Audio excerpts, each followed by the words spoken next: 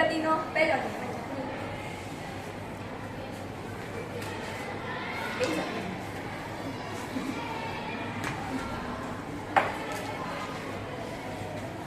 ન્યૂટનની ગતિનો પહેલો જેમ કે તમને ઊભી રાખો, તમે ઉપર ધક્કો મારો તો તમારા અવસ્થાનો કોઈ ફેરફાર ન થાય. મેં તમે ઉપર સંતુલિત બળ નાખ્યું. જો તમે નીચે પડી જાવ તો અસંતુલિત, તમારથી સંતુલન ન તો બાહ્ય બળ નાખવું અને તમારા ઉપર અસર ન થાય, તમારથી સંતુલન જળવાય. જો મેં ધક્કો માર્યો જીપે જો મેં ધક્કો મારવાનો અવસ્થામાં કોઈ ફેરફાર ન થયો, તમે બળ જે ઉપર નાખ્યું એ સંતુલિત બળ કહેવાય. તેના અવસ્થામાં કોઈ ફેરફાર ન, તેને સંતુલન જાળવું એટલે સંતુલિત બળ. હવે આનો ધક્કો મારું તો નીચે પડી જાય, એનાથી અસંતુલન જળવાનો એટલે નીચે પડી ગઈ. અસંતુલન જળવાનો એટલે અસંતુલિત બળ. અસંતુલિત બળની વ્યાખ્યા કેવી રીતે કરી શકાય? કોઈ પણ વસ્તુ પર બાહ્ય બળ નાખતા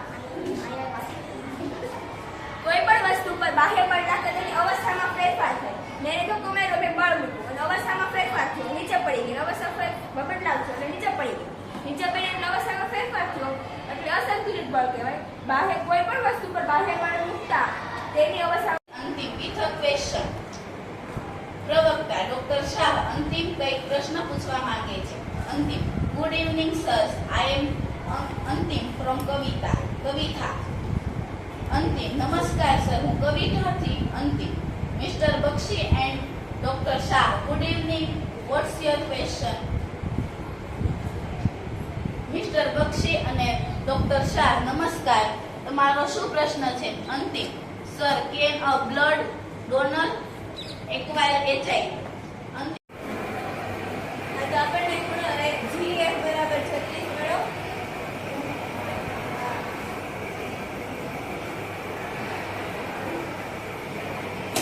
ફરીને વાતથી સમજાવ.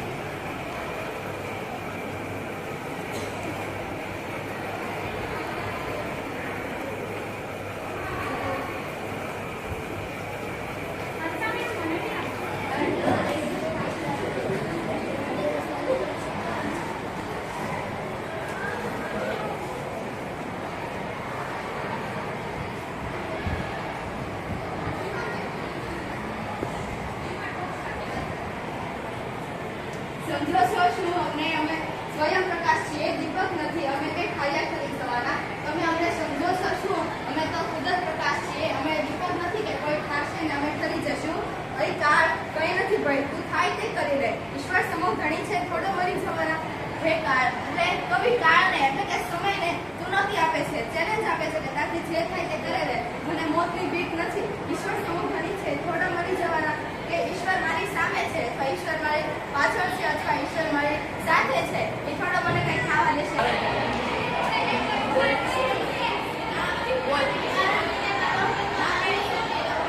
સરસ. આથી જમીનનો કયા તત્વો આવેલા હોય છે?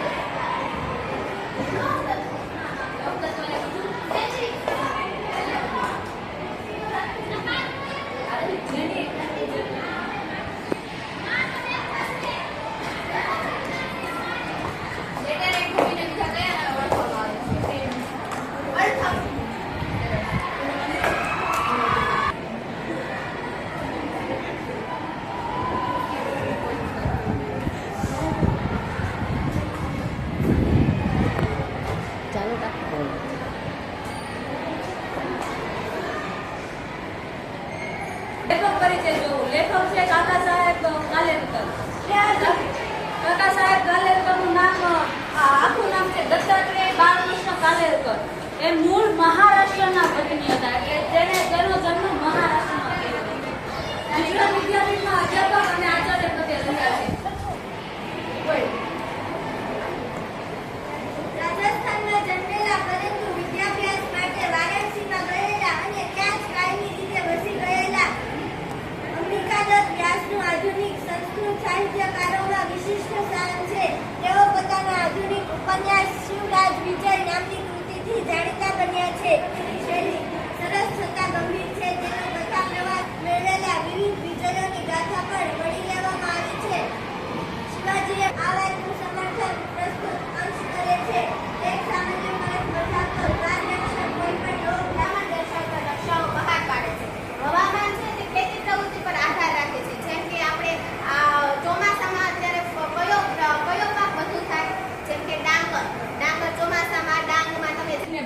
જવા દેતા 180 છેદમાં 36 એ બરાબર 5. ભણાવવામાં ખબર તો પડી ને હવે આ સાઈડના પાર્ટ વાળો ઊભા થાવ ત્રણેયનો વારો આવી ગયો બોલો એક પણ જોઈને બોલો તો ખરી બોલ આદિ કોર્સ જૂના કોર્સ છે અને કોર્સ નવા કોર્સ છે. એ સંકળાણું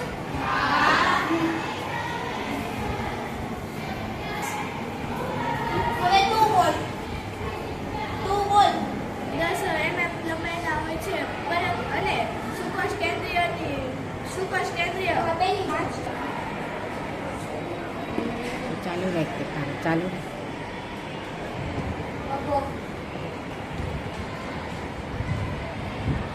જો આ બે વાક્ય છે એને આપણે જોડવાનું છે તો ગમે એ જોવામાં કઈ એટલું વાક્ય છે યુ વિલ ટેક પછી આમાં શું છે અટી અને અ કોપી તો એ બે વાક્ય આપણે ખાલી એક વાર મૂકવાનું કઈ રીતે મૂકાય તો યુ વિલ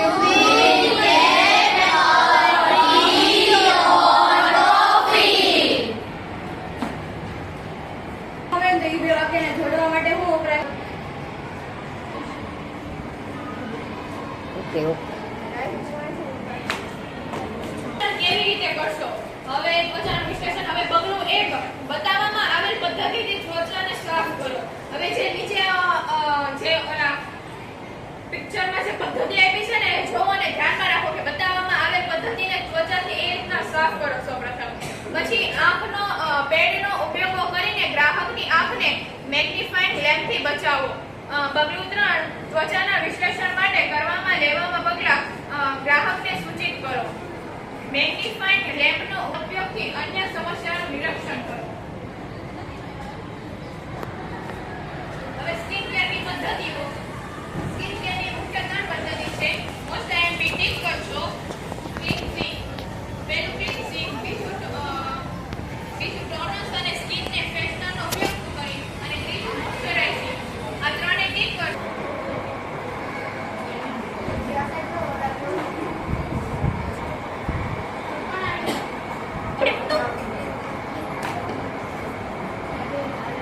શૂટિંગ ચાલુ છે બોલો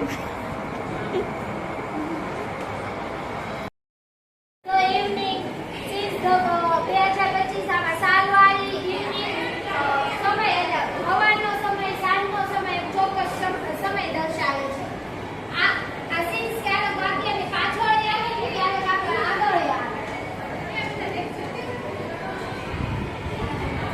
આવે છે ને સાલવાળી સવાર સાંજ બપોર એટલે કે ધાતુઓને આપણે થોડા વડે ટીપીએ તો તે ટીપીને પતરું બનાવી શકીએ છીએ અને એનો તકલો તાર પણ બનાવી શકીએ છીએ.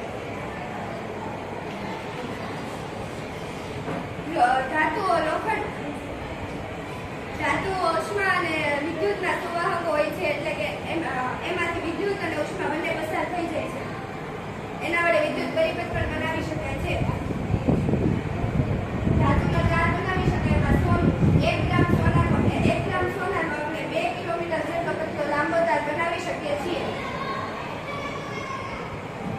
ધાતુઓ ચમક ધરાવે છે એટલે કે ધાતુઓ ચમકે છે અને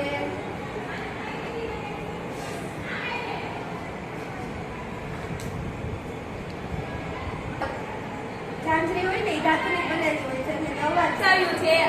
આવું માત્ર ગુજરાતમાં જ છે એવું નહીં, પણ સમગ્ર ભારતમાં આ પરિસ્થિતિ છે. એક તરફ વ્યાજ પર વ્યાજ ચડાવતા સાહુકારો છે તો બીજી તરફ એ જ સાહુકારના દીકરા તરફ વાત્સલ્ય ભાવ દાખવતા દેણદાર લોકો છે. જિલ્લાની કરુણ સ્થિતિ જોઈને કિશોર ભીખુમાં સૂક્ષ્મ પરિવર્તન આવે છે, જેના કારણે એ દેવાના ચોપડા ફાડી નાખીને ગરજમાંથી મુક્ત કરે છે.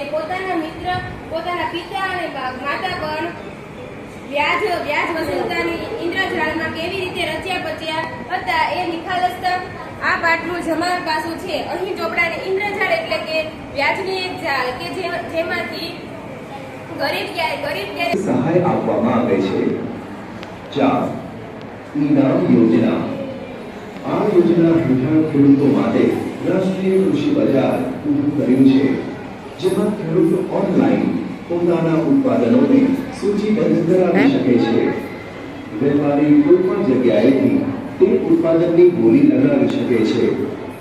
વચેટિયાઓ દલાલોથી થતા નુકસાનથી ખેડૂતોને બચાવીને વધુ ભાવરૂપી વળતર મળે અને હરીફાઈથી વધુ આર્થિક લાભ મળે તે આ યોજનાનો હેતુ છે. આમ સરકારે કૃષિ વિકાસ અને મહત્તમ વળતર મળે તેવા પગલાં ભર્યા.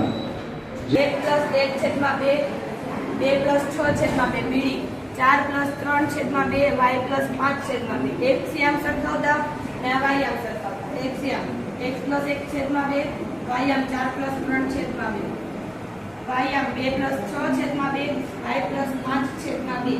બે ઉડે. x 4+3 7. ઊભા તો રે, આમ ચક્કર તો મારો. ચક્કર મારતા. 1 6, 2+6 8, y+5, 5 પ્લસ આ બાજુ આવે એટલે માઇનસ 8 - 5 બરાબર